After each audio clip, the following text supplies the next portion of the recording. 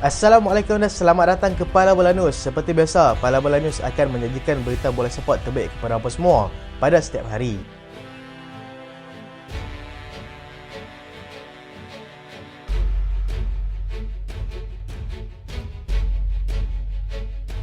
Kita mulakan dengan keputusan perlawanan Liga Perdana Inggeris. Newcastle United seri 1-1 dengan pasukan Everton. Nottingham Forest menang 3-1 ke atas pasukan Fulham. Bournemouth menang tipis 1-0 ke atas pasukan Crystal Palace. Burnley seri 1-1 dengan pasukan Wolves. West Ham juga seri 1-1 dengan pasukan Tottenham Hotspur. Dan berikut adalah kedudukan semasa Liga Perdana Inggeris.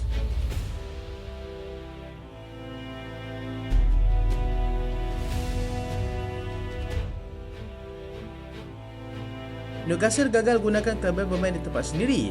Newcastle yang turun melayani kunjungan pasukan Everton di St James Park gagal menggunakan kelebihan tersebut apabila hanya mampu sekadar seri 1-1 dengan pasukan Everton pada awal pagi tadi. Ini merupakan kali kedua Newcastle bermain di St James Park secara berturut-turut, di mana mereka berjaya mengatasi pasukan West Ham 4-3 pada hujung minggu yang lalu. Newcastle tidak berdepan masalah untuk mendahului kedudukan apabila Alexander Isak berjaya meledak gol pada minit ke-15 hasil bantuan daripada Harvey Barnes. Mereka juga tidak berdepan masalah untuk mencipta peluang keemasan, tetapi ketumpulan di bahagian penyudah menyebabkan mereka gagal menambah jumlah jaringan gol. Babak kedua memperlihatkan pasukan Everton semakin berani untuk melakukan serangan-serangan pantas dan hasilnya, kesilapan Paul Dominic yang dilihat menjatuhkan Ashley Young telah memaksa pengadil menilai semula.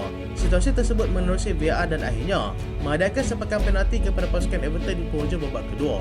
Dominic Calvert-Lewin tidak berdepan masalah untuk menyempurnakan sepakan penalti itu untuk menyamakan kedudukan. Keputusan kekal 1-1 walaupun masa tambahan diberikan sebanyak 9 minit dan kedua pasukan terpaksa berpuas hati dengan berkongsi satu mata.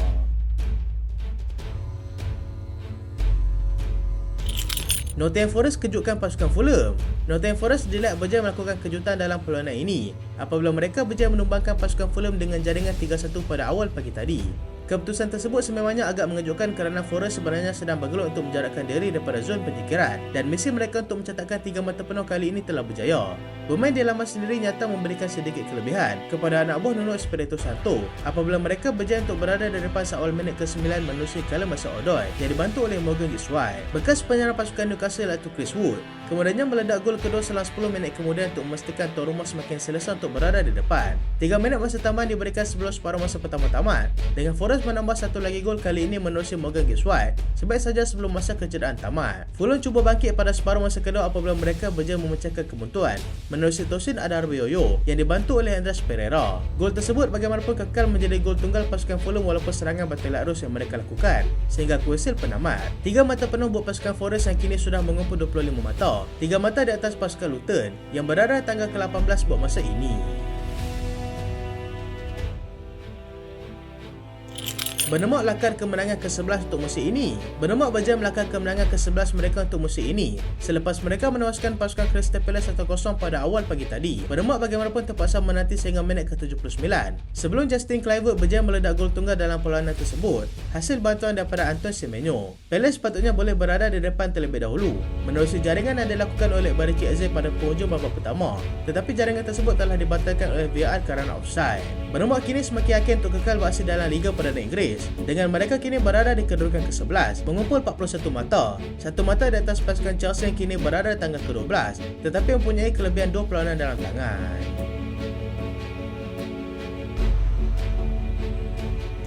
Burnley hampir kejutkan pasukan Wolves.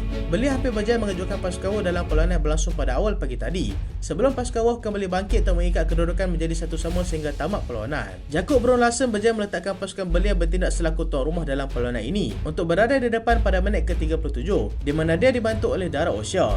Tersentak dengan gol tersebut, Wolves terus mengadakan asakan dan hasilnya gol penyamaan yang dijadikan oleh Ryan Aït-Nouri pada masa kecederaan sebelum separuh masa pertama tamat hasil bantuan daripada Pablo Sarabia. Kedua pasukan terus buntu untuk menambah jaringan pada babak kedua dan keputusan tersebut kekal sehingga kuisi penamat. Wolves kini mengumpul 40 mata untuk berada di tangga ke-10 Liga, manakala pasukan Burnley terus bergelut untuk keluar daripada zon penyingkiran. Dengan setakat ini mereka hanya menguntit 19 mata, 6 mata di bawah Forest yang menduduki tangga ke-17 Liga.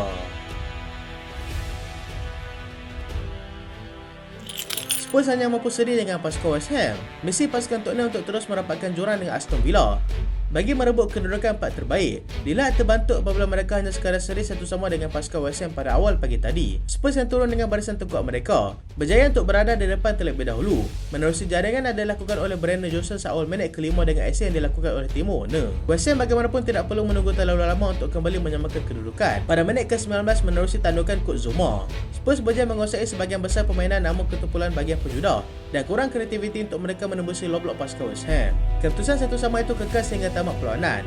Spurs kini hanya 2 mata di bawah pasukan Aston Villa yang sedang berada tangga ke-4 dan dengan sedikit kesilapan sahaja membolehkan pasukan Villa terlepas peluang untuk layak secara automatik ke Liga Juara-Juara Eropah pada musim hadapan. Kita lihat pula aksi-aksi lain perlawanan yang berlangsung pada awal pagi tadi. Semifinal Piala Perancis, Lyon berjaya marah ke final selepas mereka menundukkan pasukan Valenciennes 3-0. Menanti mereka di final nanti sama ada pasukan PSG ataupun Rennes yang akan ditentukan dalam perlawanan yang akan berlangsung pada awal pagi esok.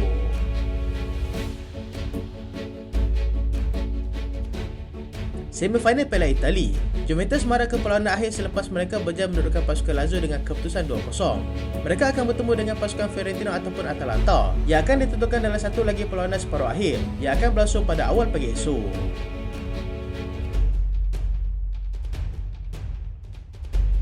Lagi perlawanan yang melibatkan pasukan Liga Perdana Inggeris yang akan berlangsung pada awal pagi esok. Bermula jam 2.30 pagi, Arsenal akan menerima kunjungan pasukan Luton Town di Emirates. Brentford akan bertemu dengan pasukan Brighton di GTEC Community Stadium. Manakala satu lagi perlawanan iaitu pasukan Manchester City akan bertemu dengan pasukan Aston Villa, di mana perlawanan tersebut akan bermula pada jam 3 suku pagi.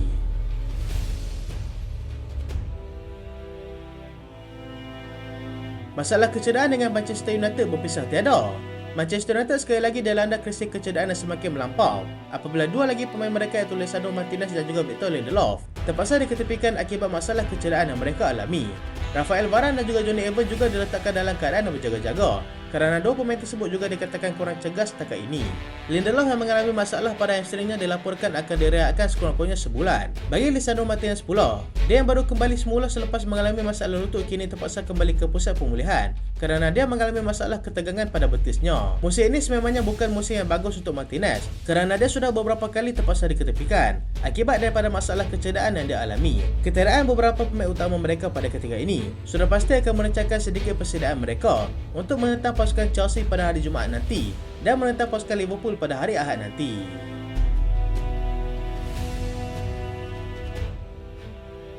Kita ke perkembangan terkini jendela perpindahan pemain. Trent Alexander-Arnold mahu kekal bersama dengan pasukan Liverpool.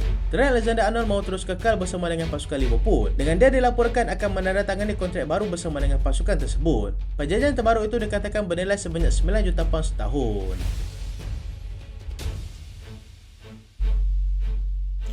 Rodrigo tidak mahu tinggalkan pasukan Real Madrid. Pemain sayap pasukan Real Madrid, Rodrigo, dikatakan akan terus kekal bersama dengan pasukannya itu walaupun kabar angin yang mengatakan Kylian Mbappe akan menyertai mereka pada musim panas hadapan benar-benar terjadi.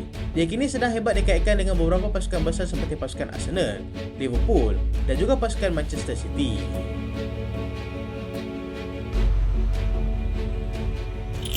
Arsenal dan Spurs berburu Alexander Isak. Dua pasukan yang bersaing di utara London iaitu pasukan Tottenham Hotspur dan juga pasukan Arsenal dikatakan sedang melakukan persiapan untuk membawa masuk Alexander Isak daripada pasukan Newcastle United. Isak pula dikatakan bernilai sekitar 100 juta pound.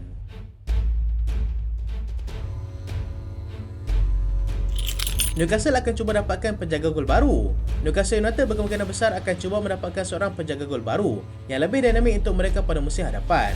Antara nama yang kembali disebut untuk mereka dapatkan adalah Aaron Ramsdale daripada pasukan Arsenal. Paris Saint-Germain berminat dengan Reece James. Paris Saint-Germain dilaporkan sudah mengadakan pertemuan dengan pemain pertahanan pasukan Chelsea iaitu Reece James bagi membincangkan rancangan mereka untuk membawa masuk pemain itu ke sana pada musim hadapan. James yang juga kapten pasukan masih mempunyai kontrak akan berakhir pada tahun 2025 nanti.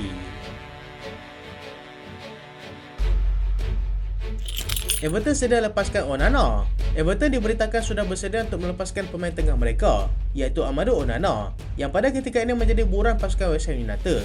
Pemain itu dikatakan bernilai sebanyak 60 juta pound.